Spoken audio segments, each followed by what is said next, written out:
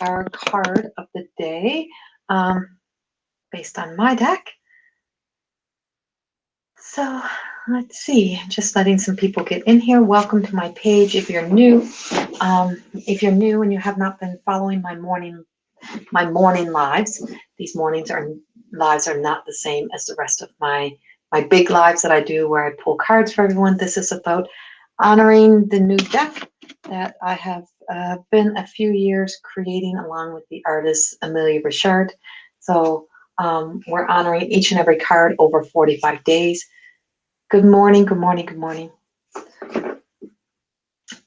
Just letting people join in. Good morning, Karen, Marianne, good morning. Good morning. Welcome. So just letting this class fill up.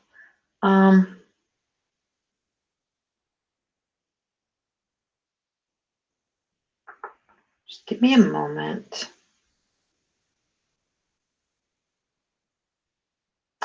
I'm just checking some things here. I'm just letting people come in. I'm not going quiet and ignoring you guys. I'm just sharing it to my other page.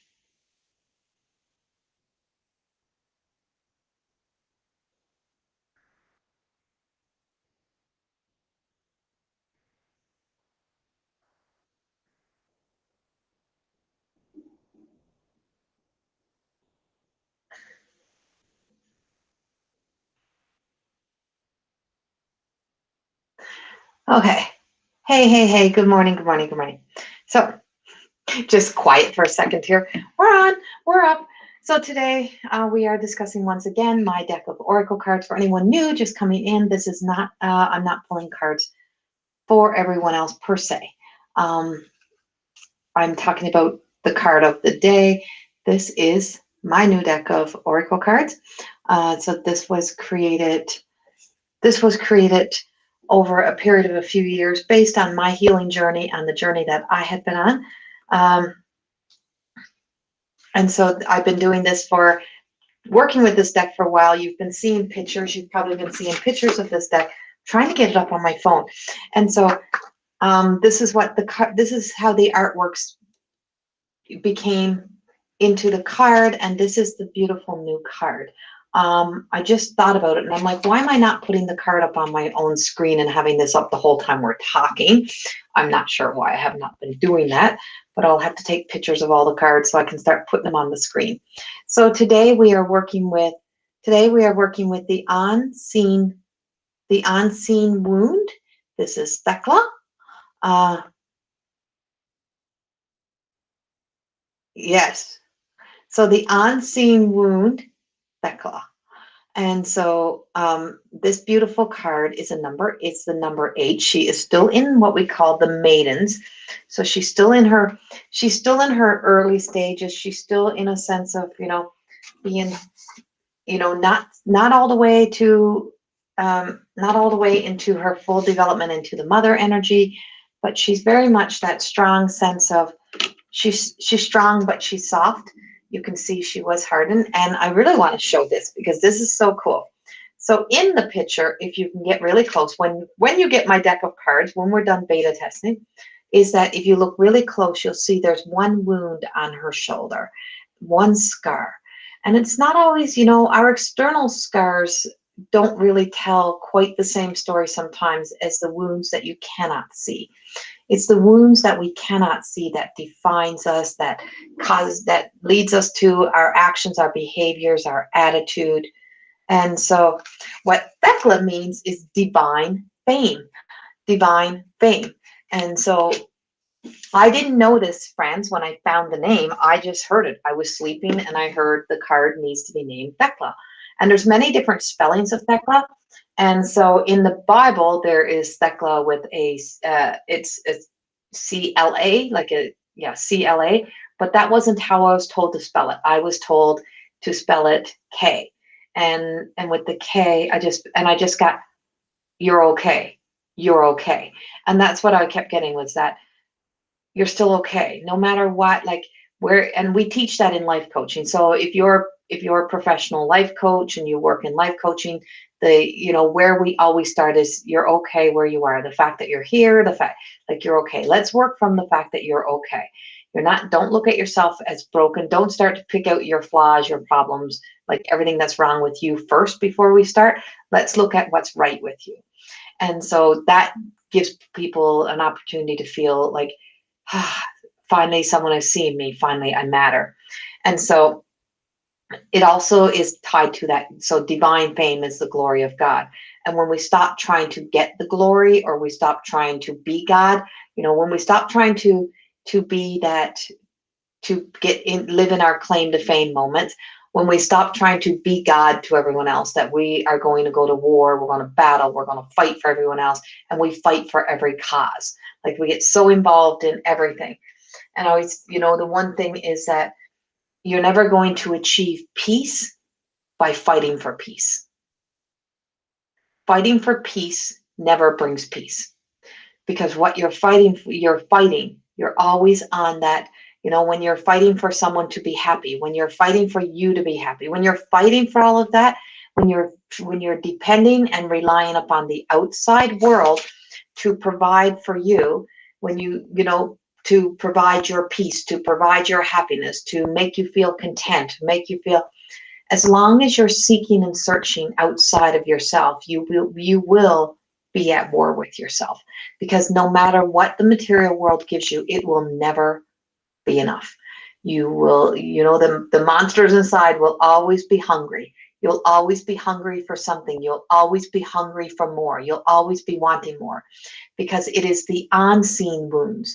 And when we don't heal the unseen wounds, when we don't heal those parts of us, when we think that if I got this, then I'll be happy. Well, where is the original problem? Where is the, when we travel back, when they talk about like the original sin, well, where did this originally start for you? Where did you originally start to lose the sense of inner peace? When did we begin that journey? And so when you recognize where it originally came from, and how you're so dependent upon the material world, the outside world, the human world, to provide you now that peace, and you get in that big fights to be part of, we're fighting for peace, we're fighting for peace. But everything you're fighting for is causing, in the action, is causing more and more of everything that you don't want. So you keep getting, and we attract more of what we don't want. Anger attracts anger, hate attracts hate. And so when we drop our swords, when we drop those swords and we put them down, and we have the courage to make a choice to choose to face our own selves, to come back home. So when I'm asked about, surrendering, I don't understand surrendering. Because you're trying to give away what is yours to deal with.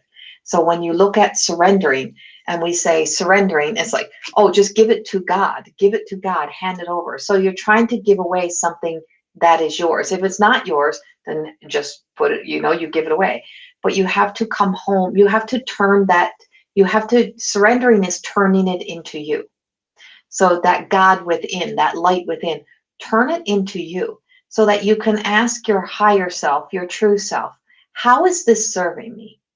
How is this serving my highest good? Is this taking me any closer to what it is that I am desiring in life? Is this taking me closer to peace? Is this taking me closer to happiness? Do I feel happier in this experience? Do I feel like I'm doing something well? And so surrendering is not open your hands and throwing it out there, is because that's still depending on a world outside of you to do the work for you. It is about taking it in your hands, bringing it in, and just say, is this mine? Is this mine that I'm fighting for? Is this person I'm trying to fix? Are they asking for my help? Did they ask me? What are they doing? What action steps are they doing towards them between that? And if you're still, surrender over your younger selves. Surrender over your child. Surrender, the inner child in you, I mean. Surrender over the inner child in you. Surrender over the young adult. Surrender over the young mom, the young dad. Surrender over those parts of you into you, and ask yourself, what am I still trying to complete? What am I still trying to get justification, justified, validation? What am I still trying to get validation on from a childhood? If it's still to get attention and you're dependent on the whole world to give you attention and everything you want is attention, and so you'll settle for any attention, don't matter what it is, bad attention, good attention, like it's just as long as I got attention. It's like, well, you're trying to get it from outside of there, but you're not the person crying out for it is you, and you're not giving attention to you. You're not bringing the attention. So you bring it in.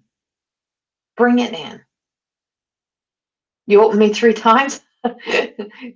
Glad you got it back. And so when you bring it back home and you bring everything back into you, so surrendering is not handing your shit. Surrendering is not being hateful and angry and laying your shit on somebody else, laying out every person that you're ever angry at in the world. It's not laying it on somebody else. It's about bringing it home to you, knowing that you know your scars, you know what you can see, you know what you can feel.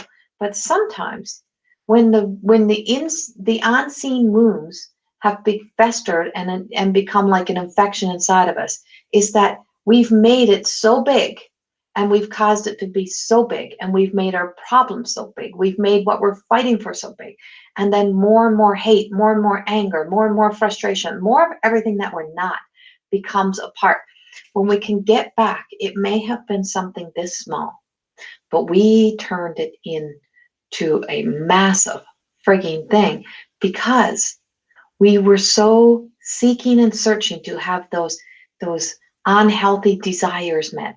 It's like we get so much passion towards getting justification, getting our wants met, having that claim to fame moment to say, I was right, I told you I was right, I knew that, or in destroying somebody else, or in destroying our own selves, that it takes us so far away from who we are. Right? And so when we move beyond that, you start to see, and so what your eyes see may not be as it appears, because if your human eyes are looking through the anger, the filtered, the so-called the lies and half-assed truths we tell ourselves, then we preach that to other people, and we tell people, so we bring people into our bandwagon.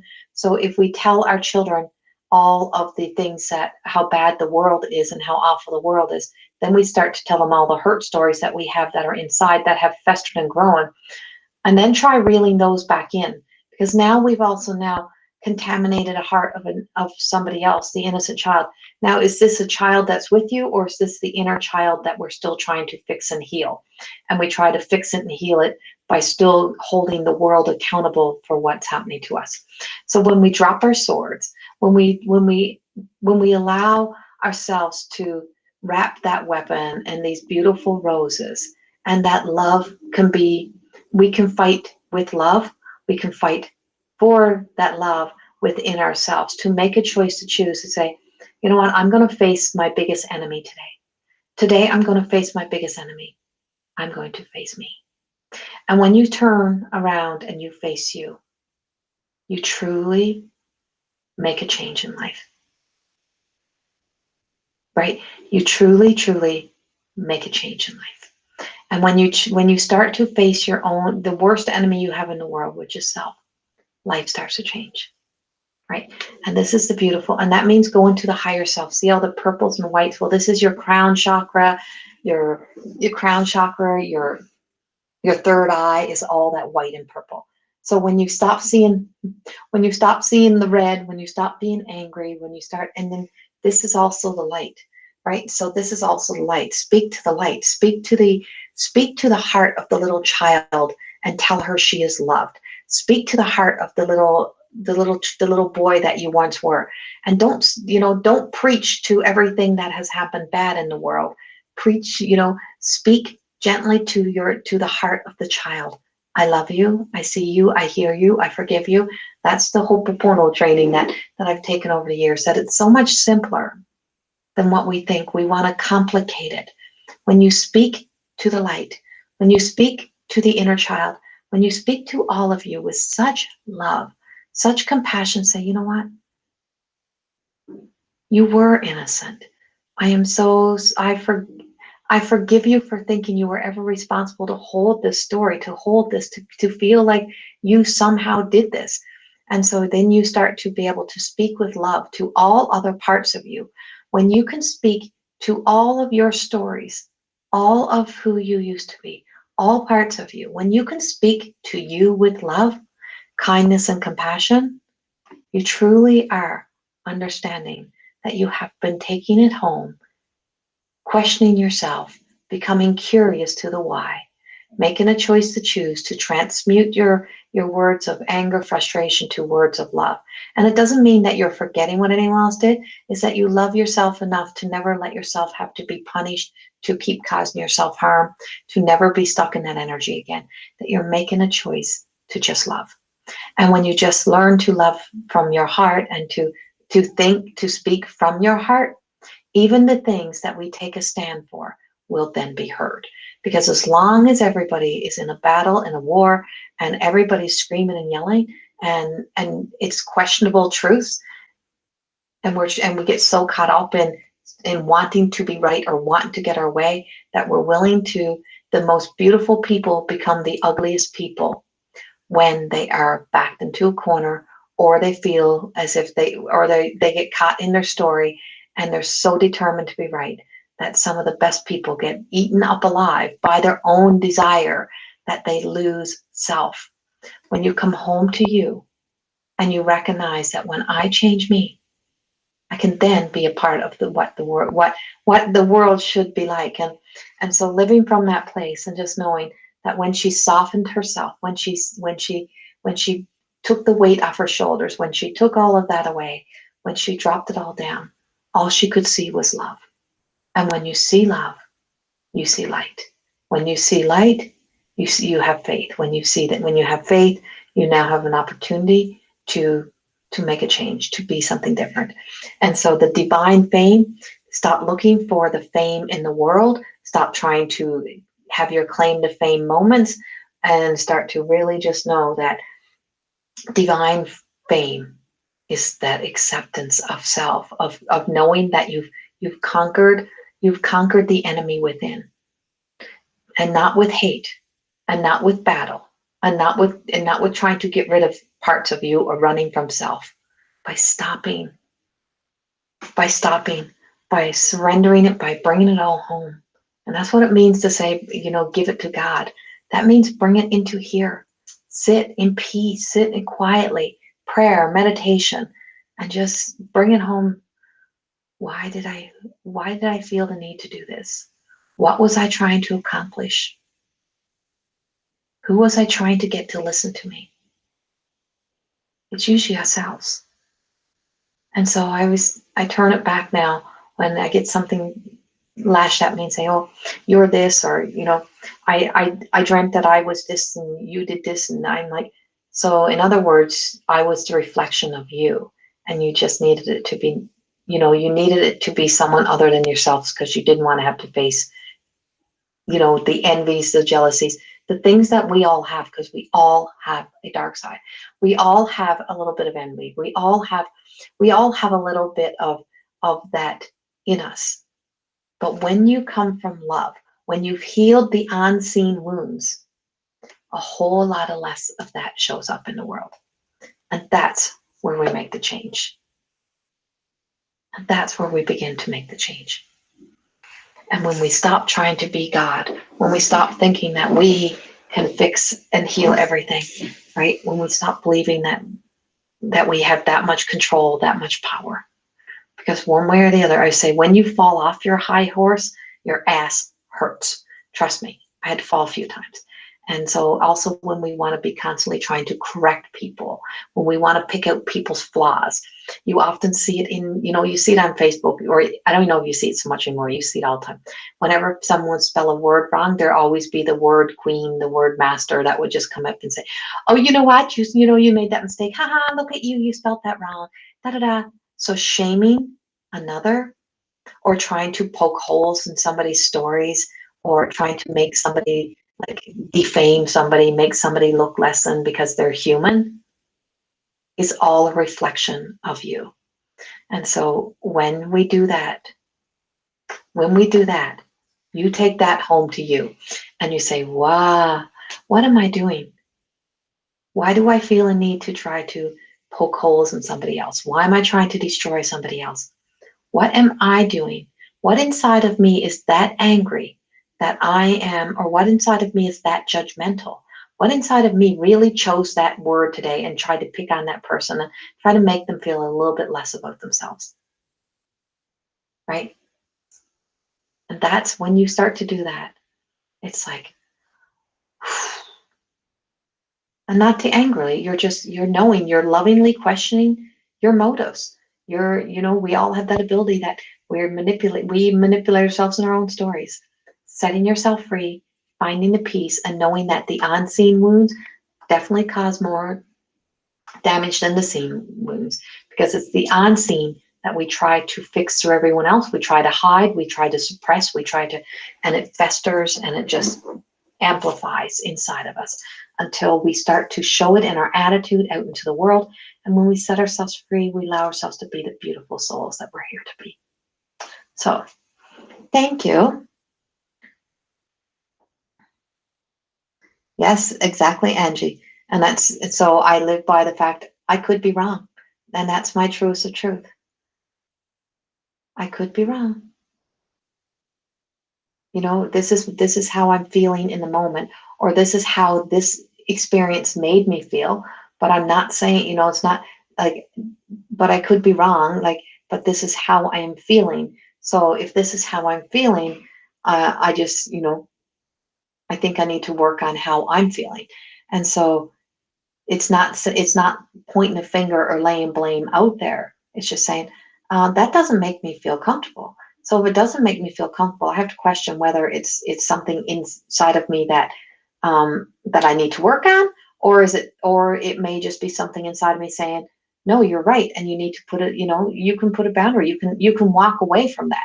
And so once you know the difference, once you're not caught in your personal history, you can truly make a difference. And so no need to be right, no need to, it's like, I freaking don't know. I just wake up every day and I do what's asked of me by my guides, and I allow myself to just try to live, to be the best human that I can be, and the rest I don't know. And when I need it, when I'm teaching, when I'm creating, I just ask the guides. I ask God. I'm like, whatever you want me to, whatever there is to be spoken of, bring it forth for me. And that's how I live my life. I live my life by that. So I could be wrong, right? And I'm like, and I'm okay with that. I'm okay with that. Need to be okay with those things.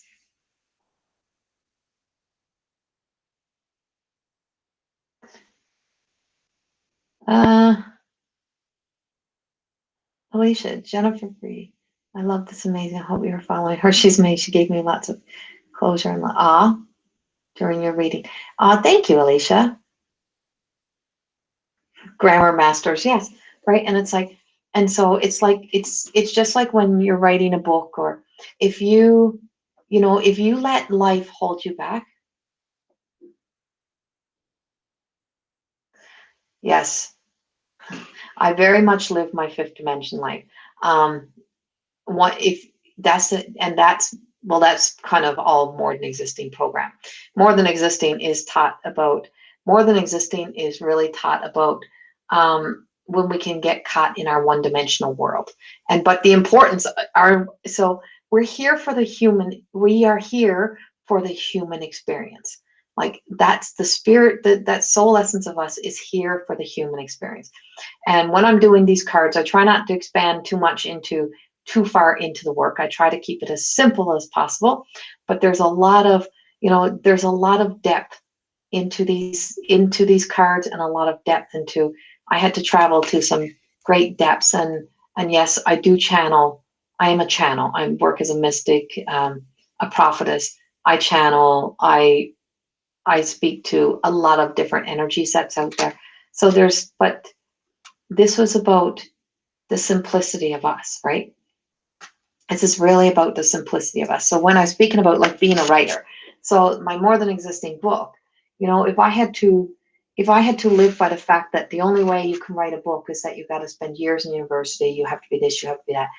Well, that holds the thoughts of everything, making everything seem like it's only meant for certain people and only certain people can do this. And you got to have this and you got to have that. You can hold yourself back. And I would say, I'm not a writer and I've never claimed to be a professional writer.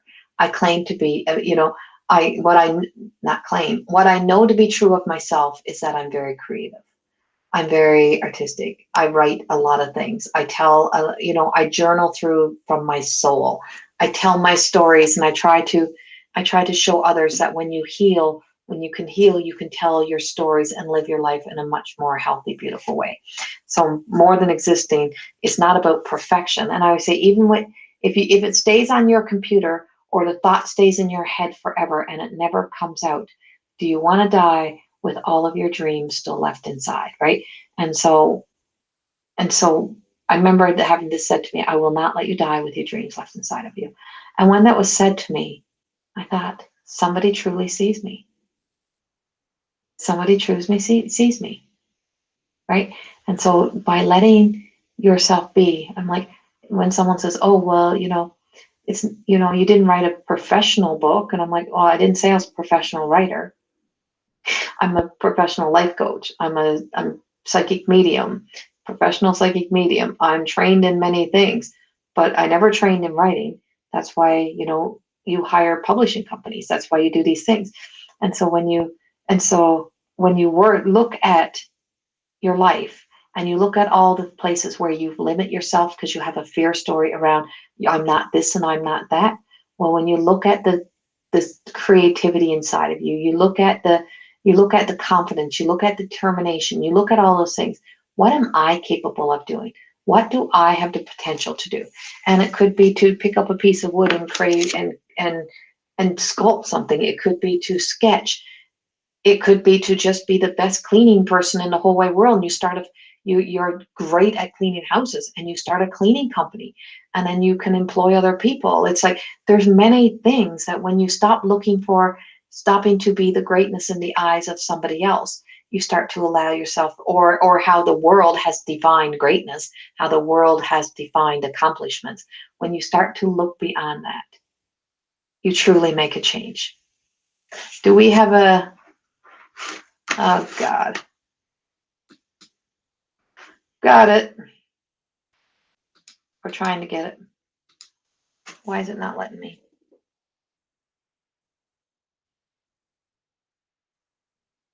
I can't block it. Oh, I got it.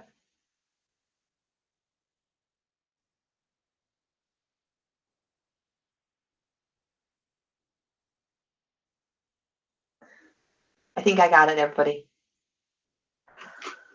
I was trying to catch the name. I couldn't catch where it was coming from.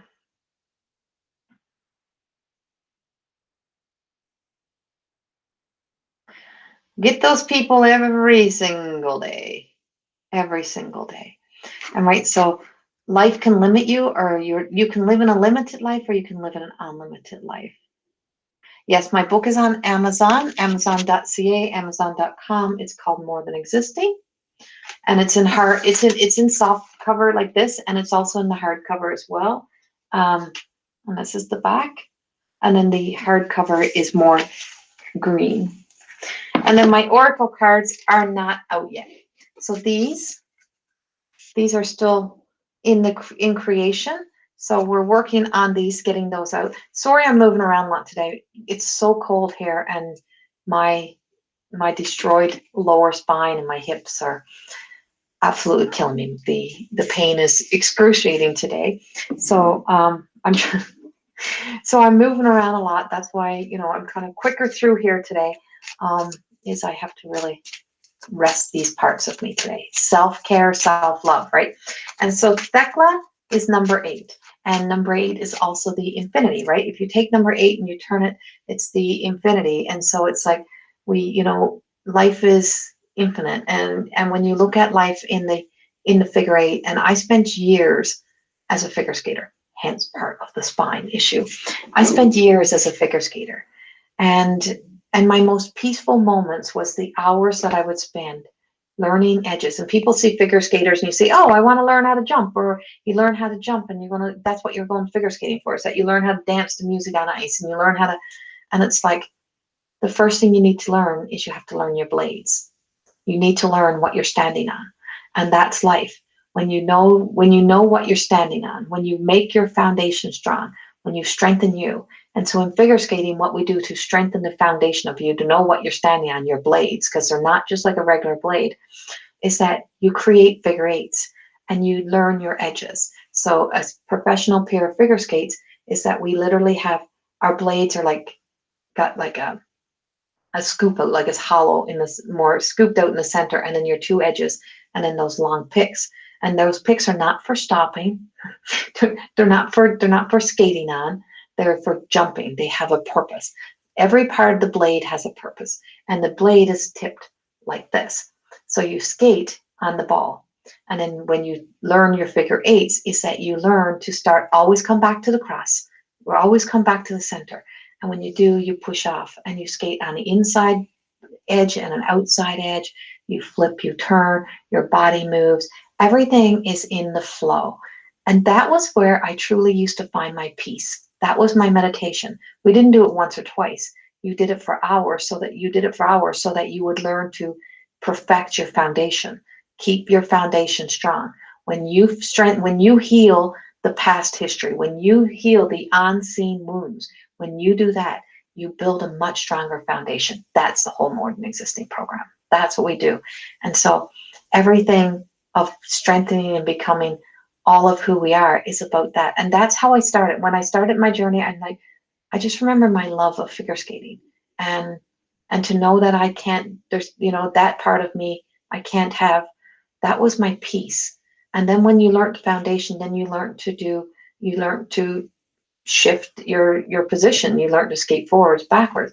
Then you learn to do little jumps. You learn to do the bunny hop first.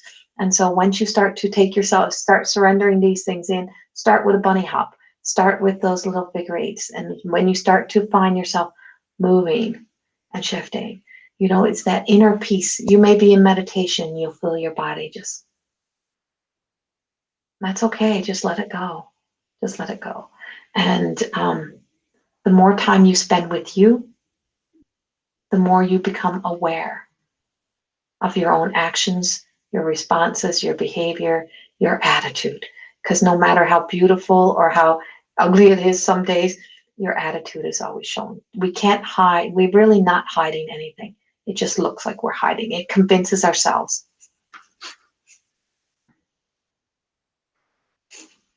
Oh, it's okay, Ellie. It's just the day. I live by the 80-20 rule. 80% of the time I feel really good. And then the other 20%, because of course, when that acts up, then my neurological condition goes crazy. 80% of the time I feel really good. I can handle the 20%. I'm still standing. I'm still walking. I'm still moving. It's all good, right? This is just a moment. It's not forever. It's just a moment.